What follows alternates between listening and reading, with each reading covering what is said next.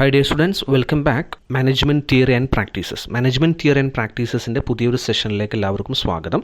നമ്മൾ ഡിസ്കസ് ചെയ്തുകൊണ്ടിരിക്കുന്നത് school of management തോട്ട്സിൽ നിയോ ക്ലാസിക്കൽ അപ്രോച്ച് ആയിരുന്നു അല്ലേ.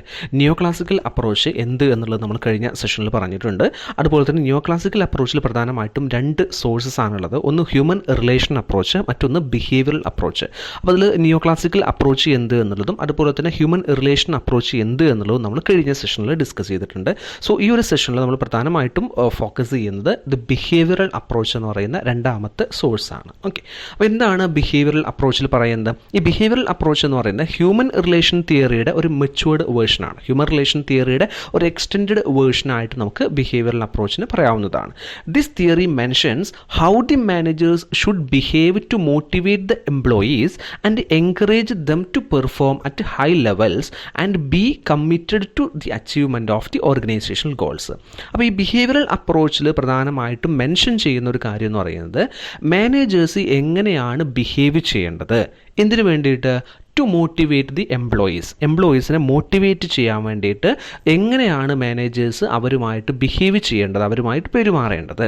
അതുപോലെ തന്നെ and encourage them to perform at high levels, അവരുടെ മാക്സിമം ലെവലിൽ അവർ പെർഫോം ചെയ്യാൻ വേണ്ടിയിട്ട്, അവരെ എൻകറേജ് ചെയ്യാൻ വേണ്ടിയിട്ട് എങ്ങനെയാണ് പെരുമാറേണ്ടത്. അതുപോലെ തന്നെ and be committed to the achievement of organisational goals.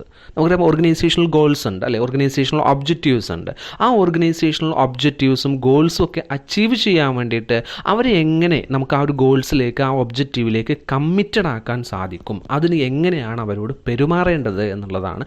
അവരോട് എങ്ങനെ ബിഹേവ് ചെയ്യണം, അതായത് മാനേജേഴ്സ് എങ്ങനെയാണ് എംപ്ലോയീസുമായിട്ട് ബിഹേവ് ചെയ്യേണ്ടത് എന്നുള്ളതാണ് ബിഹേവിയറൽ അപ്രോച്ചിൽ പറയുന്നത്. The behavioural approach is concerned with the individuals in an organisation. ഒരു ഓർഗനൈസേഷനിലെ ഇൻഡിവിജ്വൽസുമായിട്ട് കൺസേൺ ചെയ്ത് കിടക്കുന്ന ഒന്നാണ് ബിഹേവിയറൽ അപ്രോച്ച്. അല്ലെങ്കിൽ അതിനെ ഫോക്കസ് ചെയ്തുകൊണ്ടുള്ള, ഇൻഡിവിജ്വൽസിനെ ഫോക്കസ് ചെയ്യുന്ന ഒരു കോൺസെപ്റ്റാണ്, ഒരു അപ്രോച്ചാണ് ബിഹേവിയറൽ അപ്രോച്ച് എന്ന് പറയുന്നത്. ഹ്യൂമൻ റിലേഷൻസിലും അതുപോലെ തന്നെ എംപ്ലോയീസിൻ്റെ വെൽ ബീയിങ്ങിലുമാണ്, അവരുടെ ഒരു നല്ല കാലം അല്ലെങ്കിൽ അവരുടെ ഡെവലപ്മെൻറ്റിലുമാണ് എന്ത് ചെയ്യുന്നത്, ഈ ഒരു ബിഹേവിയറൽ അപ്രോച്ച് കൂടുതലായിട്ടും ഫോക്കസ് ചെയ്യുന്നത്, rather than simply setting task and demanding that they B completed.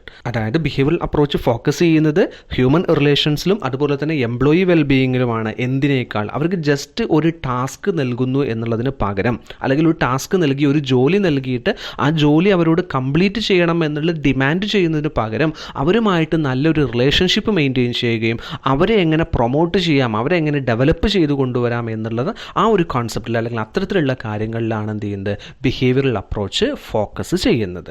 The behavioural style manager helps create conditions that keep workers satisfied and motivated. അതുപോലെ തന്നെ ഈ ബിഹേവിയറൽ സ്റ്റൈൽ മാനേജേഴ്സ് എന്ന് പറയുന്നത് അവർ എപ്പോഴും എംപ്ലോയീസ് സാറ്റിസ്ഫൈഡ് ആയിരിക്കണമെന്ന് ചിന്തിക്കുന്ന ആളുകളാണ്, അല്ലെങ്കിൽ അത്തരത്തിലൊരു കണ്ടീഷൻസ് ക്രിയേറ്റ് ചെയ്യുന്ന ആളുകളാണ്, അല്ലെങ്കിൽ അത്തരത്തിലൊരു സിറ്റുവേഷൻ ക്രിയേറ്റ് ചെയ്യുന്ന ആളുകളാണ്. അതുപോലെ തന്നെ മോട്ടിവേറ്റ് ചെയ്യുന്ന ആളുകളായിരിക്കും. ഓക്കെ, അപ്പോൾ ബിഹേവിയറൽ അപ്രോച്ച് പ്രകാരം എംപ്ലോയീസ് എപ്പോഴും സാറ്റിസ്ഫൈഡ് ആയിരിക്കണം എന്നുള്ളത് ചിന്തിക്കുന്ന ആളുകളാണ്. അതുപോലെ തന്നെ എംപ്ലോയീസിന് എപ്പോഴും മോട്ടിവേറ്റഡ് ആയിരിക്കണമെന്ന് ചിന്തിക്കുന്ന ആളുകളായിരിക്കും ബിഹേവിയറൽ സ്റ്റൈൽ മാനേജേഴ്സ് എന്ന് പറയുന്നത്. അതുപോലെ തന്നെ social factors and psychological motivations take on more importance than financial incentives. ഇവിടെ ഫൈനാൻഷ്യൽ ഇൻസെൻറ്റീവ്സിനേക്കാൾ നമുക്കറിയാം ഫൈനാൻഷ്യൽ ആയിട്ടുള്ള മോണിറ്ററി ബെനിഫിറ്റുകൾ എംപ്ലോയീസിന് കിട്ടിക്കഴിഞ്ഞാൽ അത് അവർക്ക് മോട്ടിവേഷൻ തന്നെയാണ്. പക്ഷേ അതിനേക്കാൾ ഇമ്പോർട്ടൻസ് നമ്മൾ എന്തിനു നൽകുന്നുണ്ട്, അവരുടെ സൈക്കോളജിക്കൽ മോട്ടിവേഷൻസ് നൽകുന്നുണ്ട്, അവരുടെ സോഷ്യൽ ഫാക്ടേഴ്സിന് നൽകുന്നുണ്ട്, അവരുടെ സോഷ്യൽ നീഡുകൾക്ക് ഇമ്പോർട്ടൻസ് നൽകുന്നുണ്ട്. എന്തിനേക്കാൾ?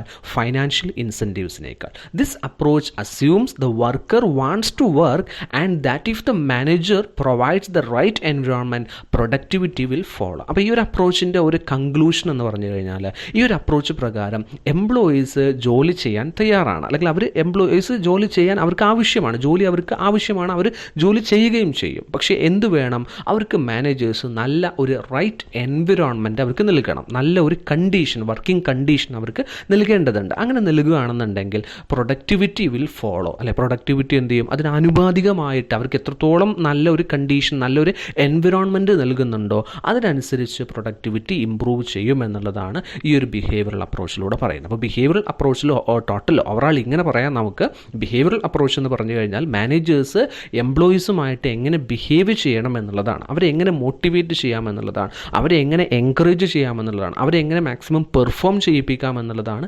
ബിഹേവിയറൽ അപ്രോച്ചിലൂടെ പറയുന്നത്. അവരുമായിട്ട് നല്ലൊരു സോഷ്യൽ റിലേഷൻഷിപ്പ് മെയിൻറ്റെയിൻ ചെയ്യുന്നതിലൂടെ അവർക്ക് ഫിനാൻഷ്യൽ ഇൻസെൻറ്റീവ്സിനേക്കാൾ അവർക്ക് പിന്നെ സോഷ്യൽ ഫാക്ടേഴ്സിനും അതുപോലെ തന്നെ സൈക്കോളജിക്കൽ ഫാക്ടേഴ്സിനും ഒക്കെ ഇമ്പോർട്ടൻസ് നൽകുന്നതിലൂടെ അവർ സാറ്റിസ്ഫൈഡ് ആയിട്ടുള്ള എംപ്ലോയീസായി മാറുന്നതിലൂടെ അല്ലെങ്കിൽ അവർക്ക് മാക്സിമം മോട്ടിവേഷൻ നൽകുന്നതിലൂടെ അവരുടെ പ്രൊഡക്ടിവിറ്റി ഇമ്പ്രൂവ് ചെയ്യാൻ സാധിക്കുമെന്നുള്ളതും അതിലൂടെ നമ്മുടെ ഓർഗനൈസേഷനിൽ നല്ല ഒരു പ്രൊഡക്ടിവിറ്റി കൊണ്ടുവരാൻ സാധിക്കുമെന്നുള്ളതുമാണ് ഈ ഒരു ബിഹേവിയറൽ അപ്രോച്ചിലൂടെ പറയുന്നത്.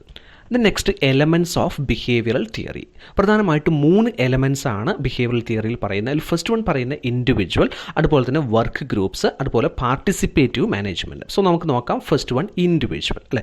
The neo classical theory emphasised that individual difference must be recognised. അല്ലെ, നിയോ ക്ലാസിക്കൽ തിയറിയിൽ നമ്മൾ പറഞ്ഞിട്ടുണ്ടായിരുന്നു, അതായത് ഇൻഡിവിജ്വൽസ് എന്ന് പറയുന്നത് ഡിഫറൻ്റ് ആണ്. ഓരോ ഇൻഡിവിജ്വൽസിനും അവർക്ക് അവരുടേതായിട്ടുള്ള ഫീലിങ്സുകൾ ഉണ്ടായിരിക്കും. അല്ലെ, നിയോ ക്ലാസിക്കൽ തിയറിയിൽ നമ്മൾ പറഞ്ഞത് എന്താണ്, ക്ലാസിക്കൽ തിയറിയുടെ എക്സ്റ്റെൻഡഡ് വേർഷനാണ് നിയോ ക്ലാസിക്കൽ തിയറി എന്ന് പറയുന്നത്. ക്ലാസിക്കൽ തിയറിയിലേക്ക് പിന്നെ സൈക്കോളജിക്കലായിട്ടുള്ള ഫാക്ടേഴ്സും അതുപോലെ തന്നെ സോഷ്യൽ നീഡും സോഷ്യലായിട്ടുള്ള കാര്യങ്ങളൊക്കെ ഉൾക്കൊള്ളുന്ന ഒന്നാണ് ഈ നിയോ ക്ലാസിക്കൽ തിയറി എന്ന് പറയുന്നത്. അവിടെ പ്രധാനമായിട്ടും എംപ്ലോയീസിൻ്റെ ഇമോഷൻസിനും എംപ്ലോയീസിൻ്റെ നീഡ്സുകൾക്കും അവരുടെ സോഷ്യലായിട്ടുള്ള കാര്യങ്ങൾക്കും ഒക്കെ ഇമ്പോർട്ടൻസ് കൊടുക്കുന്നുണ്ട്. അല്ലെ, നിയോ ക്ലാസിക്കൽ തിയറിയിൽ കൊടുക്കുന്നുണ്ട്. അതുകൊണ്ടാണല്ലോ നമ്മൾ ബിഹേവിയറൽ തിയറിയും അതുപോലെ തന്നെ റിലേഷൻഷിപ്പ് തിയറിയൊക്കെ നമ്മൾ ഡിസ്കസ് ചെയ്തത്. ഓക്കെ, ഇൻഡിവിജ്വൽസ് എന്ന് പറയുന്നത് ഓരോ ഇൻഡിവിജ്വലും ഡിഫറൻ്റ് ആയിരിക്കും. അല്ലെ, പേഴ്സൺ ഈസ് യുണീക്ക്. ഓരോരുത്തരും ഡിഫറൻ്റ് ആയിരിക്കും, ഓരോരുത്തരും യുണീക്ക് ആയിരിക്കും. അവർക്ക് അവരുടേതായിട്ടുള്ള ഫീലിങ്സുകൾ ഉണ്ടായിരിക്കും, ഇമോഷൻസ് ഉണ്ടായിരിക്കും, പെർസെപ്ഷൻസ് ഉണ്ടായിരിക്കും, ആറ്റിറ്റ്യൂഡുകൾ ഉണ്ടായിരിക്കും.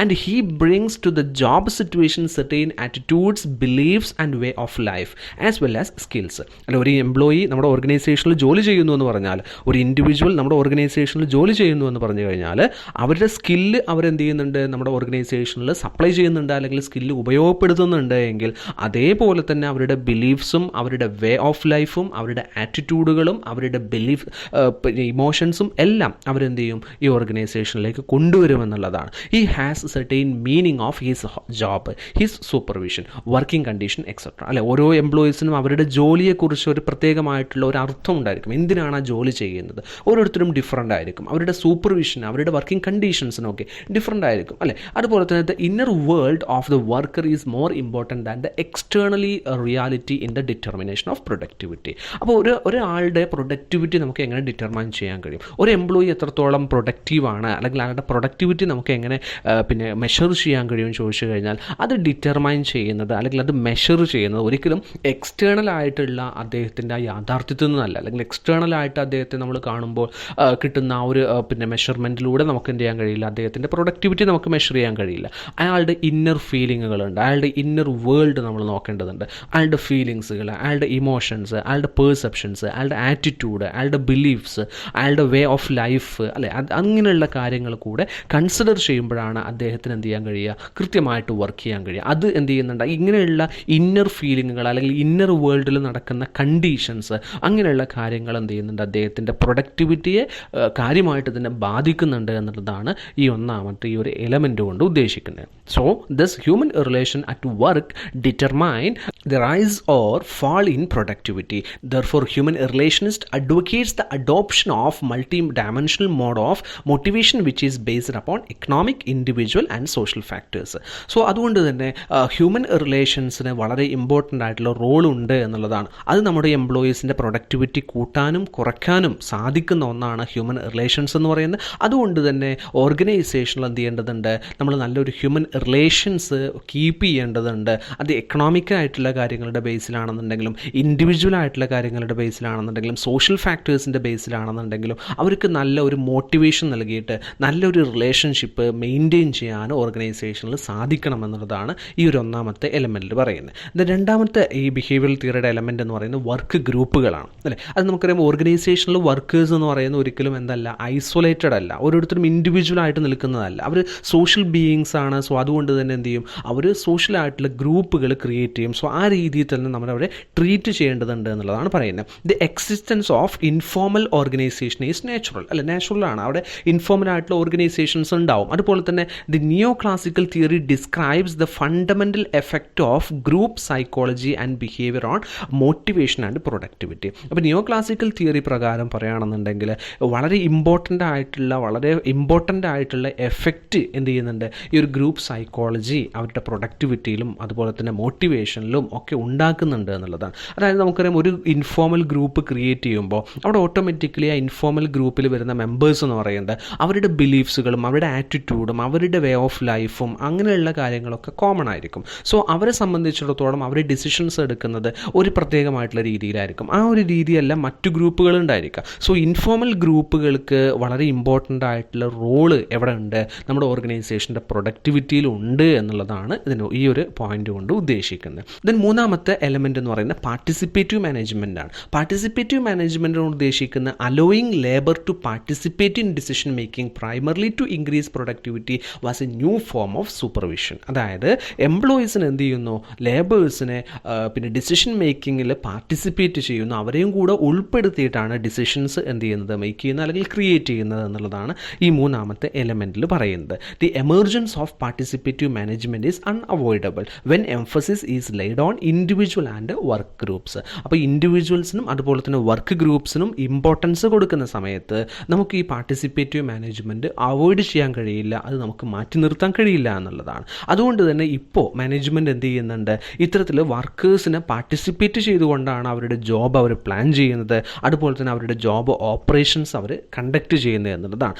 The neo classical theory focuses it's attention on workers. Neo classical theory നമ്മൾ ഫസ്റ്റ് മുതലേ പറയുന്നതാണ് അല്ലേ, അതായത് വർക്കേഴ്സിനാണ് കൂടുതലും ഫോക്കസ് നൽകുന്നത്, അവരിലാണ് ഏറ്റവും കൂടുതൽ അറ്റൻഷൻ ചെയ്യുന്നത് നിയോ ക്ലാസിക്കൽ തിയറി നൽകുന്നത്. അതുപോലെ തന്നെ plant Leh out, machinery tools etcetera must offer employee convenience and facilities. നമ്മുടെ ഓർഗനൈസേഷനിൽ നൽകുന്ന പ്ലാന്റ് ലേ ഔട്ടുകൾ, അതുപോലെ തന്നെ മെഷീനറീസ്, ടൂളുകൾ, ഇതൊക്കെ എംപ്ലോയീസിന് കൺവീനിയൻ്റ് ആയിട്ടുള്ള ഫെസിലിറ്റീസുകളായിരിക്കണം, അല്ലെങ്കിൽ കൺവീനിയൻ്റ് ആയിട്ടുള്ള കാര്യങ്ങളായിരിക്കണം, അവർക്ക് കൺവീനിയൻസ് ആയിരിക്കണം, അവർക്ക് ഫെസിലിറ്റീസ് ആയിരിക്കണം നൽകേണ്ടത്. Therefore, neoclassical approach is trying to satisfy personal security and social needs of workers.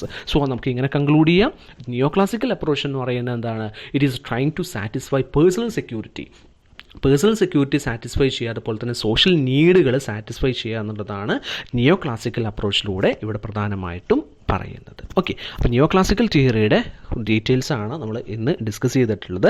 പ്രധാനമായിട്ടും 2 സോഴ്സസ് പറഞ്ഞു, ഹ്യൂമൻ റിലേഷൻസ് അതുപോലെ തന്നെ ഹ്യൂമൻ ബിഹേവിയർ. സോ ഹ്യൂമൻ ബിഹേവിയറുമായി ബന്ധപ്പെട്ട കാര്യങ്ങളാണ് നമ്മൾ ഇന്ന് ഡിസ്കസ് ചെയ്തിട്ടുള്ളത്. ഓക്കെ, സോ ഇത്രയാണ് ഇന്നത്തെ ഒരു സെഷനിൽ ഡിസ്കസ് ചെയ്യുന്നത്. ഇനി നമ്മൾ ബാക്കിയുള്ള കാര്യങ്ങൾ വരുന്ന ക്ലാസ്സുകളിൽ ഡിസ്കസ് ചെയ്യുന്നതായിരിക്കും. Okay, so thank you.